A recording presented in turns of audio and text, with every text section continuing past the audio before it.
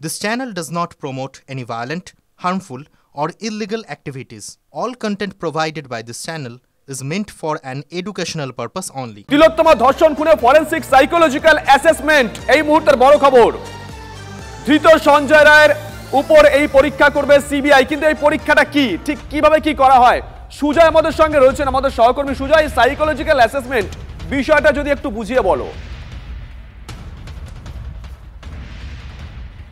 দেখো, এই forensic psychological assessment এটা মূলত জটিল মনস্তাত্ত্বিক যে প্রক্রিয়া সেটা যাচাই করার ক্ষেত্রে পরীক্ষা করা হয়ে থাকে। এক্ষেত্রে সঞ্জয় রায়ের ক্ষেত্রে তদন্তকারীরা বলছেন যে এত নৃশংস ঘৃণ্য অপরাধ করার পরেও তার নিজের মধ্যে বিন্দুমাত্র অনুশোচনা নেই।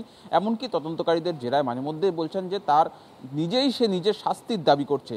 ফলে কোন পরিস্থিতিতে এত বড় অপরাধ করা যায় এবং তারপরে এই ধরনের কথা বলা যায়, সেটাই মূলত তদন্তকারীরা তার মানসিক পরিস্থিতি যাচাই করতে চান।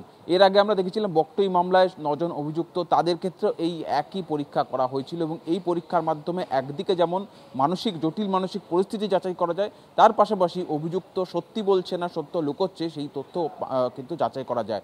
একই সঙ্গে আরও তোমায় জানিয়ে রাখতে পারবো, এই পরীক্ষার মাধ্যমে উঠে আসা যে রিপোর্ট, সেই রিপোর্ট আদালত গ্রাহ্য, অর্থাৎ কেস ডায়েরি বা তদন্তের একটা অংশ হতে পারে, যেটা পরবর্তীতে বিচার প্রক্রিয়াকে ত্বরান্বিত করতে সাহায্য করে। ফলে যে দাবিটা বা চেষ্টা সিবিআই করছে যে যাতে তাকে তার সর্বোচ্চ সাজা হয়, কঠোর থেকে কঠোরতম শাস্তি হয়, যেটা গোটা রাজ্যে গোটা দেশে আওয়াজ উঠছে, সেই বিচার প্রক্রিয়াকে ত্বরান্বিত করতে এই পরীক্ষার এবার সাহায্য নিতে চাইছে তদন্তকারীরা। এবং ইতিমধ্যে দিল্লি থেকে সেই টিম এসে পৌঁছেছে।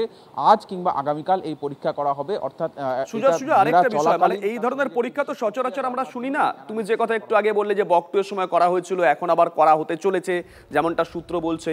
মানে ধরো পর্যাপ্ত ডিজিটাল এভিডেন্স যদি থাকতো, জানি না আছে কিনা, একই রকম ভাবে অন্যান্য তথ্য প্রমাণ যদি থাকতো, জানি না আছে কিনা, তাহলেও কি এই ধরনের পরীক্ষা করা হতো বা হয়?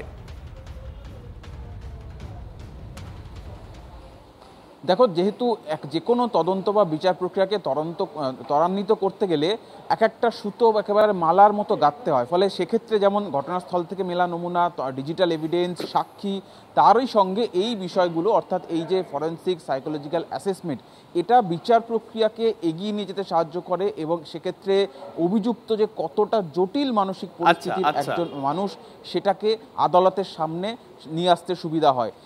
এই পরীক্ষাটা 2008 সালে আরুষি তলওয়ার হত্যা মামলা, তোমার মনে থাকবে, সেক্ষেত্রেও কিন্তু অভিযুক্তের ক্ষেত্রে এই পরীক্ষা করা হয়েছিল। ফলে যে ধরনের খুন বা যে ধরনের অপরাধের ক্ষেত্রে একটা ঘৃণ্য অপরাধ করা হয়ে থাকে বা যে অপরাধের সঙ্গে একটা জটিল মনস্তাত্ত্বিক বিষয় জড়িয়ে থাকে, সেক্ষেত্রে এই ধরনের পরীক্ষার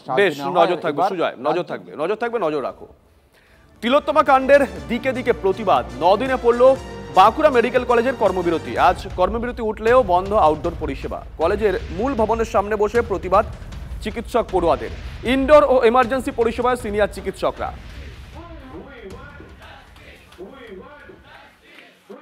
রেসিডেন্ট ডক্টর বা ইন্টার্ন বা সিনিয়র রেসিডেন্ট ডক্টররা আমরা অবস্থান বিক্ষোভে আছি, কিন্তু আমাদের তাই বলে হাসপাতাল সার্ভিস, আপনারা জানেন যে হাসপাতাল সার্ভিস যেমন চলার তেমন চলছে। আমাদের স্যার ম্যাডামরা, সিনিয়র যারা ডক্টর আছে, তারা এমার্জেন্সি সার্ভিসেস দিয়েই চলেছেন। আমাদের বিভিন্ন ডিপার্টমেন্টের বিভিন্ন সরকারি পরিষেবা, যেমন আমাদের সিটি স্ক্যান বা প্যাথোলজিক্যাল রিপোর্ট, এবার কি ইমার্জেন্সি ডিপার্টমেন্টের সার্ভিসেস, সব করাই চলছে।